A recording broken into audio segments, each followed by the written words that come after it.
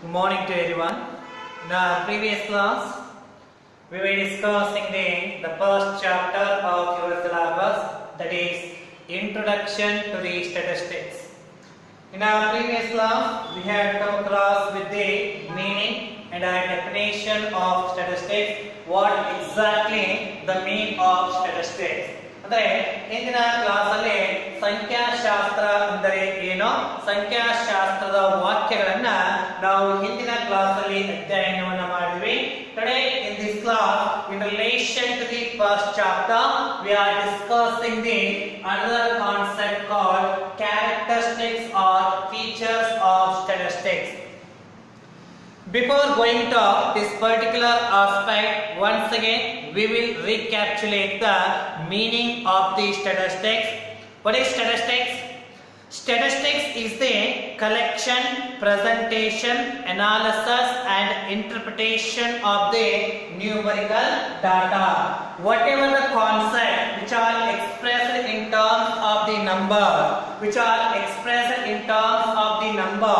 those all concepts are the part of the statistics. In relation to those concepts, first we are going to make a collection of the data, and the collected data are to be presented in the form of the graphs and diagrams here. And after the presentation of the data into the diagrams or the graphs, the analysis process is going to be taken. In the process of the analysis, we are going to make a comparison of the data in relation to the previous year or in relation to the preceding year. And after the analysis, once again we are going to make an interpretation of the analysis. Why this kind of changes are incurred in the current year as compared to the previous year, and what might be the reason for those changes. So these all aspects are going to be made here in relation to those concepts which are expressed in terms of the numbers. ಅಂದ್ರೆ ಸಂಖ್ಯಾಶಾಸ್ತ್ರ ಅಂದ್ರೆ ಏನಪ್ಪಾ ಅಂತ ಹೇಳಿದ್ರೆ ನಮ್ಮ numerical ಒಂದು concept. ಯಾವ concept ಗಳನ್ನ ನಂಬರ್ ಗಳಲ್ಲಿ ಅಳತೆಯನ್ನ ಮಾಡಲಾಗುತ್ತೆ, ಆ ಒಂದಷ್ಟು ಕಾನ್ಸೆಪ್ಟ್ ಗಳಿಗೆ ಸಂಬಂಧಪಟ್ಟ ಹಾಗೆ ಡಾಟಾಗಳನ್ನ ಕಲೆಕ್ಟ್ ಮಾಡುವಂತದ್ದು, ಇನ್ಫಾರ್ಮೇಶನ್ ಅನ್ನ ಕಲೆಕ್ಷನ್ ಮಾಡಿ ಕಲೆಕ್ಟ್ ಮಾಡುವಂತಹ ಇನ್ಫಾರ್ಮೇಶನ್ ಗಳನ್ನ ಗ್ರಾಫ್ ಗಳಲ್ಲಿ, ಡಯಾಗ್ರಾಮ್ ಗಳಲ್ಲಿ ಪ್ರೆಸೆಂಟೇಷನ್ ಮಾಡ್ತಾ ಹೋಗ್ತೇವೆ. ಪ್ರೆಸೆಂಟೇಷನ್ ಮಾಡಿದ ನಂತರ ಅವುಗಳನ್ನ ಹಿಂದಿನ ವರ್ಷಕ್ಕೆ ಕಂಪೇರ್ ಮಾಡಬೇಕು. ಅನಾಲಿಸಿಸ್ ಅರ್ಥ ಏನಪ್ಪಾ ಅಂದ್ರೆ ಕಂಪ್ಯಾರಿಸನ್ ಮಾಡುವಂತದ್ದು. ಈ ವರ್ಷ ಯಾವ ರೀತಿಯಾಗಿ ಇನ್ಫಾರ್ಮೇಶನ್ ಇದೆ, ಈ ವರ್ಷ ಯಾವ ರೀತಿಯಾಗಿ ಡಾಟಾ ಇದೆ, ಮತ್ತೆ ಹಿಂದಿನ ವರ್ಷದಲ್ಲಿ ಯಾವ ರೀತಿಯಾಗಿ ಇತ್ತು ಎಂಬುದರ ನಡುವೆ ಅವುಗಳನ್ನ ಕಂಪೇರ್ ಮಾಡ್ತಾ ಹೋಗ್ತೀವಿ. ಅದು ಡಾಟಾ ಯಾವುದಕ್ಕೆ ಸಂಬಂಧಪಟ್ಟದಾಗಿರಬಹುದು, ಹೌದಾ? ಅದು ಪ್ರೈಸಸ್ ಆಫ್ ದಿ ಪ್ರಾಡಕ್ಟ್ ಆಗಿರಬಹುದು, ಏಜಸ್ ಆಫ್ ದಿ ಪರ್ಸನ್ ಆಗಿರಬಹುದು. ಇವೆಲ್ಲ ಕಾನ್ಸೆಪ್ಟ್ ಗಳನ್ನ, ನಂಬರ್ ಗಳನ್ನ ನಾವು ಕಲೆಕ್ಟ್ ಮಾಡಿ, ಡಾಟಾಗಳನ್ನ ಕಲೆಕ್ಟ್ ಮಾಡಿ, ಅವುಗಳನ್ನ ಪ್ರೆಸೆಂಟೇಷನ್ ಮಾಡಿ, ನಂತರ ಹಿಂದಿನ ವರ್ಷಕ್ಕೆ ಕಂಪೇರ್ ಮಾಡಿದಾಗ ನಮಗೆ ರಿಸಲ್ಟ್ ಸಿಗುತ್ತೆ. ಇನ್ಕ್ರೀಸ್ ಆಗಿದೆಯಾ, ಡಿಕ್ರೀಸ್ ಆಗಿದೆಯಾ, ಮತ್ತೆ ಈ ಇನ್ಕ್ರೀಸ್ ಡಿಕ್ರೀಸ್ ಆಗಲು ಯಾವ ರೀತಿಯಾದಂತಹ ಕಾರಣಗಳು ಇವೆ ಎಂಬುದನ್ನ ಅಲ್ಲಿ ಕಂಡುಕೊಳ್ತಾ ಹೋಗ್ತೀವಿ. ಆ ಒಂದು ಆಸ್ಪೆಕ್ಟ್ ಗೆ ನಾವು ಕರೆಯೋದು ಇಂಟರ್ಪ್ರಿಟೇಷನ್. ಹೀಗಾಗಿ ಸಂಖ್ಯಾಶಾಸ್ತ್ರದ ಅರ್ಥ ಏನಪ್ಪಾ ಅಂದ್ರೆ ಯಾವುದೇ ಒಂದು ಕಾನ್ಸೆಪ್ಟ್ ನಂಬರ್ ಗಳಲ್ಲಿದ್ದು ಆ ಕಾನ್ಸೆಪ್ಟ್ ಗೆ ಸಂಬಂಧಪಟ್ಟ ಹಾಗೆ ನಾವು ಡಾಟಾಗಳನ್ನ ಕಲೆಕ್ಟ್ ಮಾಡಿ, ಪ್ರೆಸೆಂಟೇಷನ್ ಮಾಡಿ, ಅನಾಲಿಸಿಸ್ ಮಾಡಿ, ಅವುಗಳನ್ನ ಇಂಟರ್ಪ್ರಿಟೇಷನ್ ಮಾಡಿದ್ರೆ ಅದೇ ಒಂದು ಪ್ರೊಸೆಸ್ ಗೆ ನಾವು ಕರಿತಾ ಇರೋದು ಸಂಖ್ಯಾಶಾಸ್ತ್ರ ಅಂತ ಹೇಳಿ. Right? So number related concept, those concepts, informations are to be collected. The same information is represented in the form of the diagrams or the graphs. After the representation, we are going to make a comparison of the same information with the previous year. After making a comparison, we are going to find a result in the form of increases or decreases, in the form of good or bad, whatever it may be. After the analysis, we are going to put reason for increase or decrease. These all processes are to be called as a statistics. Okay, so ಈ ಒಂದು concept ನಾವು ಹಿಂದಿನ class ಅಲ್ಲಿ ಅಧ್ಯಯನ ಮಾಡಿದ್ವಿ. So today in this class we are discussing the characteristics or features of the statistics. ಸಂಖ್ಯಾಶಾಸ್ತ್ರಕ್ಕೆ ಸಂಬಂಧಪಟ್ಟ ಹಾಗೆ ಸಂಖ್ಯಾಶಾಸ್ತ್ರ ಯಾವ ರೀತಿಯಾದಂತಹ ಗುಣಲಕ್ಷಣಗಳನ್ನ ಯಾವ ರೀತಿಯಾದಂತಹ ಲಕ್ಷಣಗಳನ್ನ ಹೊಂದಿದೆ ಎಂಬುದನ್ನ ಇವತ್ತಿನ ಒಂದು ಈ ಕ್ಲಾಸ್ ಅಲ್ಲಿ ನಾವು ನೋಡ್ತಾ ಇದ್ದೇವೆ ಅನ್ನೋದು. Let me discuss one by one the features of the statistics. First of all, statistics are aggregates of facts. Statistics are aggregates of facts. That means the statistics subject is going to study the concepts in a aggregate manner, in a grouped manner. A single concept, a single information is not a part of the statistics. ಅರ್ಥ ಏನು? ಸಂಖ್ಯಾಶಾಸ್ತ್ರ ಯಾವುದೇ ಒಂದು concept ನ ಅಧ್ಯಯನ ಮಾಡ್ತಾ ಇದೆ ಅಂತ ಹೇಳಿದ್ರೆ ಈ ಸಂಖ್ಯಾಶಾಸ್ತ್ರವು ಆ ಕಾನ್ಸೆಪ್ಟ್ ಗಳನ್ನ ಅಗ್ರಿಗೇಟ್ ಅಂದ್ರೆ ಗ್ರೂಪ್ ದ ಮ್ಯಾನರ್ ಅಲ್ಲಿ ಸ್ಟಡಿಯನ್ನು ಮಾಡುತ್ತೆ. ಒಂದೇ ಒಂದು ಕಾನ್ಸೆಪ್ಟ್ ನಾವು ಅಧ್ಯಯನ ಮಾಡಂಗಿಲ್ಲ, ಆದ್ರೆ ಅದೇ ಒಂದು ಕಾನ್ಸೆಪ್ಟ್ ನ ಗ್ರೂಪಿಸಂ ಅಥವಾ ಒಂದು ಗುಂಪುಗಳ ಆಧಾರದಲ್ಲಿ ಸಂಖ್ಯಾಶಾಸ್ತ್ರ ಕಾನ್ಸೆಪ್ಟ್ ಗಳನ್ನ ಅಧ್ಯಯನ ಮಾಡುತ್ತೆ. ಫಾರ್ ಎಕ್ಸಾಂಪಲ್ ಆಗಿ ನಾವು ತೆಗೆದುಕೊಂಡ್ರೆ age of a person is not a part of the statistics, but the ages of a person, series of ages of a person is the part of the statistics. Example ಆಗಿ ತೆಗೆದುಕೊಂಡ್ರೆ ಒಬ್ಬ ವ್ಯಕ್ತಿಯ ಏಜನ್ನ ಒಬ್ಬ ವ್ಯಕ್ತಿಯ ಏಜನ್ನ ಸಂಖ್ಯಾಶಾಸ್ತ್ರ ಎಂದಿಗೂ ಸ್ಟಡಿ ಮಾಡೋದಿಲ್ಲ. ಅದೇ ಸೀರೀಸ್ ಆಫ್ ಏಜಸ್ ಇದ್ರೆ ಅಂದ್ರೆ 14 to 15, 15 to 19, 20 to 24 ಈ ರೀತಿಯಾಗಿ ಸೀರೀಸ್ ಇರಬೇಕು. ಹೌದಾ? ಗುಂಪಾಗಿ ಇರಬೇಕು. ಗುಂಪಾಗಿರುವಂತಹ ಕಾನ್ಸೆಪ್ಟ್ ಗಳನ್ನ ಮಾತ್ರ ನಮ್ಮ ಸಂಖ್ಯಾಶಾಸ್ತ್ರ ಅಧ್ಯಯನವನ್ನ ಮಾಡ್ತಾ ಹೋಗುತ್ತೆ ಅನ್ನುವಂಥದ್ದು. One more example here. A price of a product is not a part of the statistics. ಹೌದಾ? ಪ್ರೈಸ್ ಒಂದು ಪ್ರಾಡಕ್ಟಿನ ಪ್ರೈಸ್ ಏನಿದೆ ಆ ಪ್ರಾಡಕ್ಟಿನ ಪ್ರೈಸ್ ಸಂಖ್ಯಾಶಾಸ್ತ್ರವನ್ನ ಅಧ್ಯಯನ ಮಾಡುವುದಿಲ್ಲ, ಸಂಖ್ಯಾಶಾಸ್ತ್ರದ ಬರಂಗಿಲ್ಲ. ಹಾಗಾದ್ರೆ ಏನ್ ಬರುತ್ತೆ? Prices of a product are general price of a product is a part of the statistics. ಅಂದ್ರೆ group of facts, a group of informations are the part of the statistics, but a single aspect is not at all a part of the statistics. So ಹೀಗಾಗಿ ಸಂಖ್ಯಾಶಾಸ್ತ್ರ ಗುಂಪಾಗಿ ಸ್ಟಡಿಯನ್ನು ಮಾಡುತ್ತೆ. Aggregate ಆಗಿ ಕೂಡಿಸಿದಾಗ ಒಂದೊಂದೇ aspect ಗಳನ್ನ ಕೂಡಿಸಿದಾಗ ಯಾವ ರೀತಿಯಾಗಿ ಅಗ್ರಿಗೇಟ್ ಬರುತ್ತೆ, ಟೋಟಲ್ ಬರುತ್ತೆ, ಆ ಟೋಟಲ್ ಆಸ್ಪೆಕ್ಟ್ ಗಳನ್ನ ಅಧ್ಯಯನ ಮಾಡುವಂತಹ ಒಂದು ಶಾಸ್ತ್ರವೇ ಯಾವುದಾಗಿದೆಯಪ್ಪ ಅಂದ್ರೆ ಸಂಖ್ಯಾಶಾಸ್ತ್ರ ಆಗಿದೆ ಎನ್ನುವಂಥದ್ದು. Second one, statistics are affected to a market extent by multiplicity of causes. So some of the statistical concepts are affected by the market causes, right? Some of the aspects of the statistics are affected with the market causes here. Like take an example of the prices of the product. ಅಂದ್ರೆ ಸಂಖ್ಯಾಶಾಸ್ತ್ರದಲ್ಲಿ ಬರುವಂತಹ ಕೆಲವೊಂದು ಕಾನ್ಸೆಪ್ಟ್ಗಳು ಮಾರುಕಟ್ಟೆಯ ಅಂಶಗಳಿಂದ ಪ್ರಭಾವಿತವಾಗುತ್ತೆ ಅಂತ ಹೇಳಿ ಇದರ ಅರ್ಥ. ಹಾಗಾದ್ರೆ ಸಂಖ್ಯಾಶಾಸ್ತ್ರದಲ್ಲಿ ಬರುವಂತಹ ಯಾವ ಯಾವ ಕಾನ್ಸೆಪ್ಟ್ಗಳು ಮಾರುಕಟ್ಟೆಯ ಒಂದು ಪ್ರಭಾವಕ್ಕೆ ಒಳಗಾಗ್ತವೆ ಅಂತ ಹೇಳಿದ್ರೆ ಅದಕ್ಕೆ ಎಕ್ಸಾಂಪಲ್ ಆಗಿ ತೆಗೆದುಕೊಳ್ಳೋಣ ಪ್ರೈಸಸ್ ಆಫ್ ದಿ ಪ್ರಾಡಕ್ಟ್ ಅಂತ ಹೇಳಿ. The prices of the product is totally caused by the market. The market in the sense demand and the supply forces are totally decides the prices of the product. ಹೌದಾ? ನೋಡಿ, prices of the product ಅಂತ ಏನ್ ಕರೀತಾ ಇದೀವಿ, ಆ prices of the product ಸಂಖ್ಯಾಶಾಸ್ತ್ರದಲ್ಲಿ ಬರುವಂತಹ ಒಂದು concept.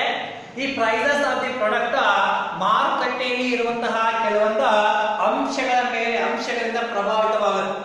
ಹಾಗಾದ್ರೆ ಯಾವ ಯಾವ ಅಂಶಗಳು? ಡಿಮ್ಯಾಂಡ್ ಆಗಿರಬಹುದು ಅಥವಾ ಸಪ್ಲೈ ಆಗಿರಬಹುದು.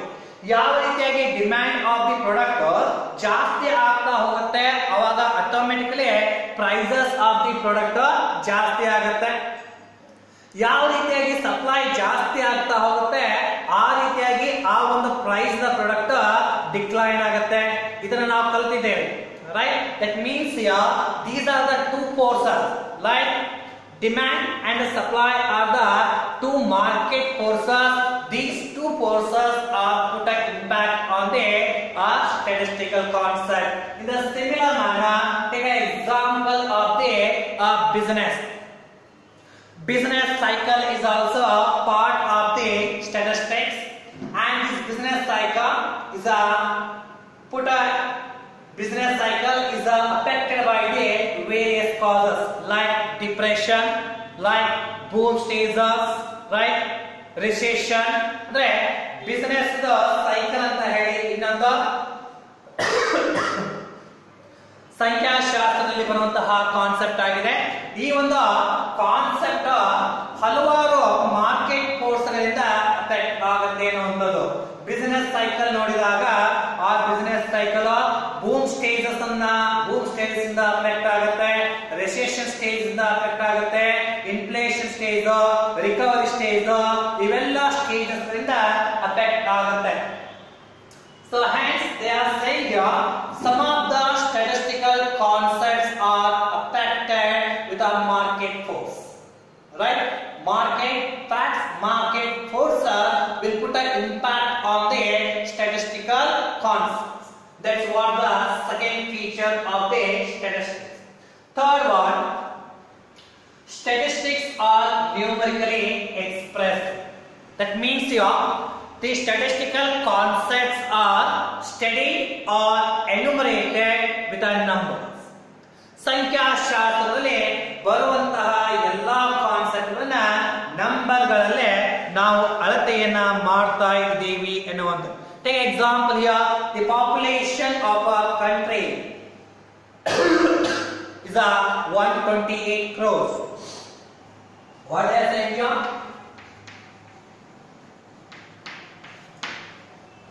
The population of a country is 128 crores. See here, what we are making here? The concept called population is expressing in a numerical manner. ಸಂಖ್ಯಾಶಾಸ್ತ್ರದ ಕಾನ್ಸೆಪ್ಟ್ ಅನ್ನ ನಂಬರ್ಗಳಲ್ಲಿ ಅಳತೆಯನ್ನು ಮಾಡಲಾಗುತ್ತೆ. Example, one more example. The price of TV is 20,000. TV price ಎಷ್ಟಿದೆ? 20,000. ಏನಿದು 20,000 numerically express ಮಾಡುವಂತದ್ದು. So ಹೀಗಾಗಿ ಸಂಖ್ಯಾಶಾಸ್ತ್ರದಲ್ಲಿ ಬರುವಂತಹ ಎಲ್ಲಾ ಕಾನ್ಸೆಪ್ಟ್ ಗಳನ್ನ ನಂಬರ್ಗಳಲ್ಲೇ ಅಳತೆಯನ್ನ ಮಾಡ್ತಾ ಇದ್ದಾರೆ ಅನ್ನುವಂಥದ್ದು. The qualitative concepts R not a part of the statistics.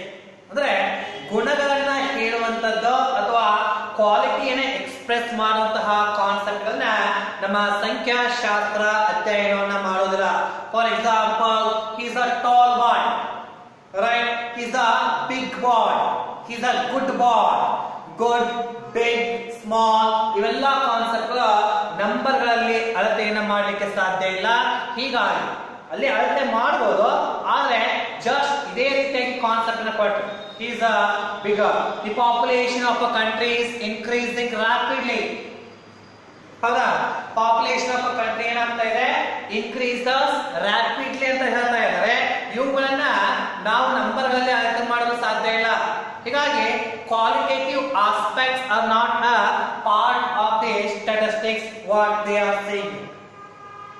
Okay, so third one is over, and a fourth one, statistics are enumerated or estimated according to reasonable standards of accuracy. Yes, the statistical concepts are enumerated in the sense counted, whatever it may be the concept of the statistics, right? Take an example here, enumeration of population. The population of a countries are counted here.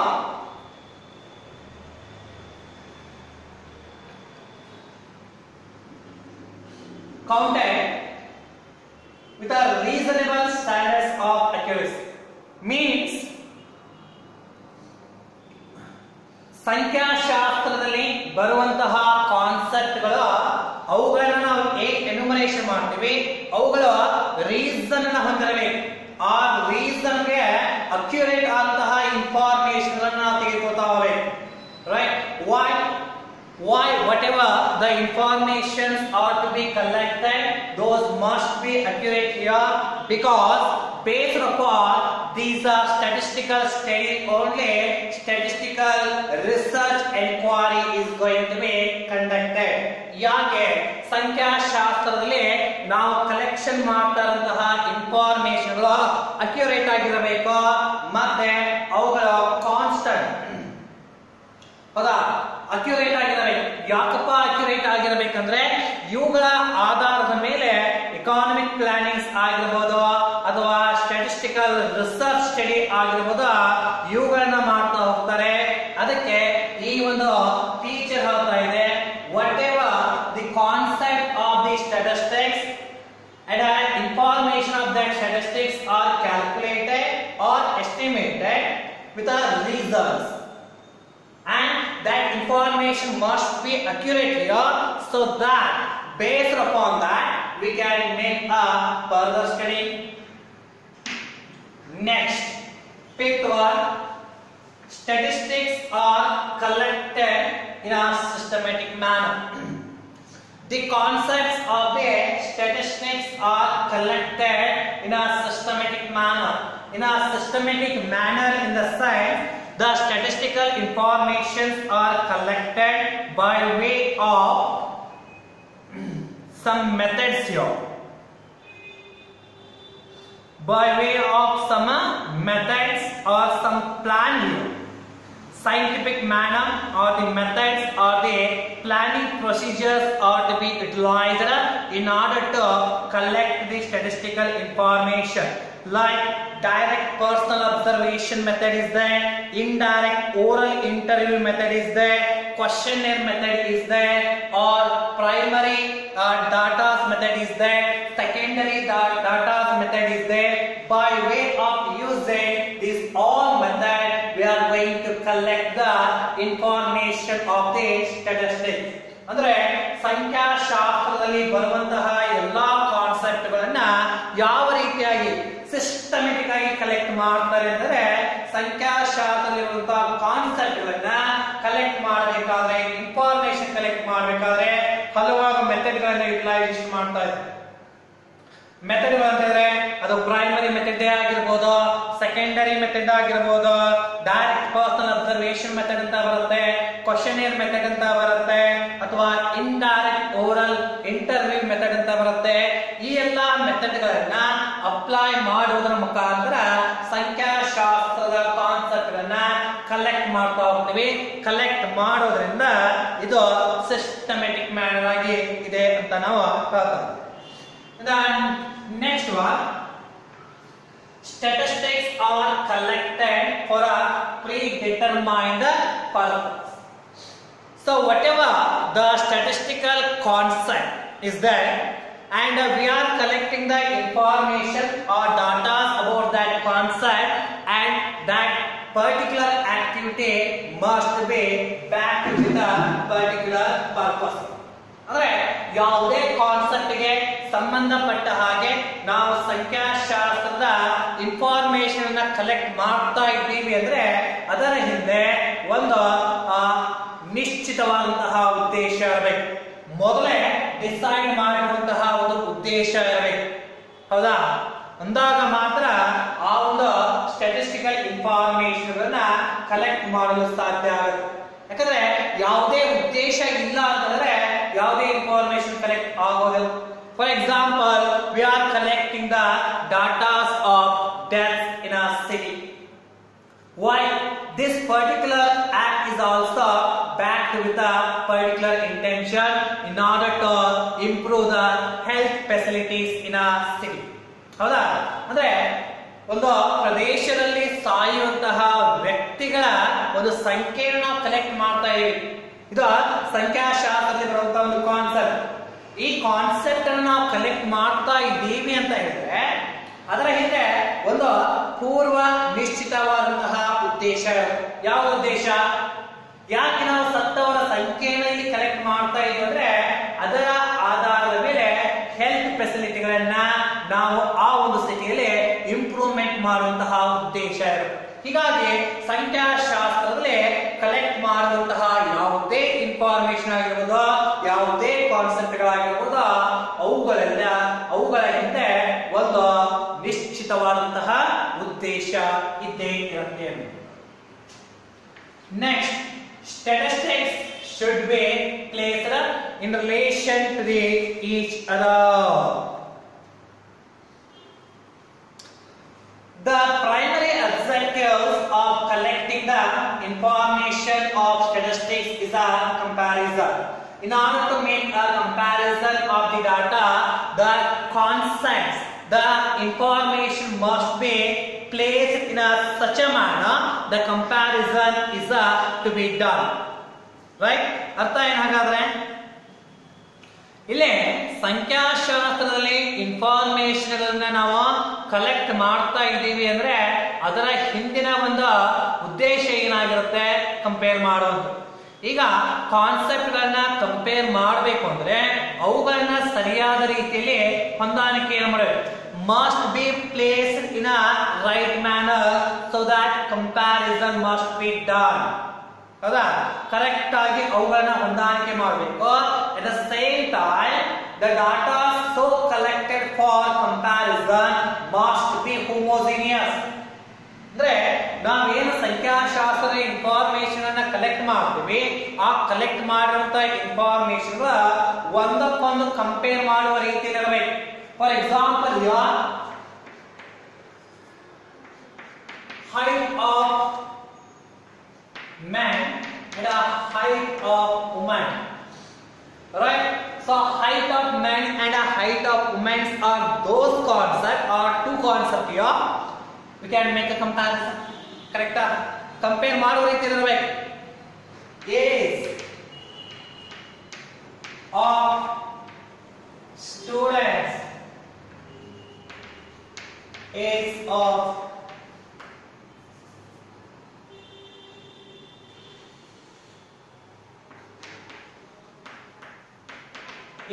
students and age of parents. ನೋಡ್ರಿ, ಎರಡು concept ಇವೆ. ಅವೆರಡು concept ಅನ್ನ compare ಮಾಡಬೇಕಿರುತ್ತವೆ. ಅದೇ ರೀತಿಯಾಗಿ the information so collected should not be homogeneous. So ಅಂದ್ರೆ ಯಾವ information ಅನ್ನ ನಾವು ಕಲೆಕ್ಟ್ ಮಾಡ್ತೀವಿ ಅವುಗಳು ಹೆಟ್ರೋಜಿನಿಯಸ್ ಇರಬಾರದು. ಫಾರ್ ಎಕ್ಸಾಂಪಲ್, ಈಗ ages of man, age of tree. ನೋಡಿ, ಇವೆರಡು ಹೆಟ್ರೋಜಿನಿಯಸ್ ಕಾನ್ಸೆಪ್ಟ್. ಇವುಗಳನ್ನ ಕಂಪೇರ್ ಮಾಡಲು ಆಗೋದಿಲ್ಲ. ಅದಾ? ಅದಕ್ಕೆ ಯಾವುದೇ ಒಂದು ಸಂಖ್ಯಾಶಾಸ್ತ್ರದಲ್ಲಿ ಇನ್ಫಾರ್ಮೇಶನ್ ಅನ್ನ ಕಲೆಕ್ಟ್ ಮಾಡಿದ್ದೇವೆ ಅಂತಂದ್ರೆ ಆ ಇನ್ಫಾರ್ಮೇಶನ್ ಒಂದಕ್ಕೊಂದು ಕಂಪೇರ್ ಮಾಡುವ ರೀತಿಯಲ್ಲಿ ಇರಬೇಕು. ಅಂದಾಗ ಮಾತ್ರ ಸಂಖ್ಯಾಶಾಸ್ತ್ರ ಅವುಗಳನ್ನ ಸ್ಟಡಿ ಮಾಡುತ್ತೆ ಎಂಬುದು. So these are the features of the statistics. So aggregates of facts. Statistics is going to study information in a aggregate manner, not in a single manner. And second one, some of the statistical concepts are affected by the market forces here, like demand and supply. And all the statistical informations are expressed in terms of the numbers. And whatever the informations are to be collected from the statistics here, those information must be accurate so that we can apply the same information without further study. Fifth one, statistics are collected in a systematic manner by way of applying some methods, questionnaire methods, and so planned methods. We are collecting the information. Hence, statistics are to be called as a systematic manner. Statistics are collected for a predetermined purpose. Informations are collected through statistics with a predefined intention. ಮೊದಲೇ ಪೂರ್ವ ನಿಯೋಜಿತವಾದಂತಹ ಉದ್ದೇಶ. Statistics should be placed in relation to each other. Statistical concepts must be placed in a homogeneous manner so that comparison can be made. It should not be heterogeneous. If a heterogeneous is there, the comparison objective of the statistics is not possible. This is in relation to the characteristics of the statistics, in relation to the functions of statistics. We will study in the next class. Very important for the examination point of view. It will be asked in the examination for 5 marks. Thank you.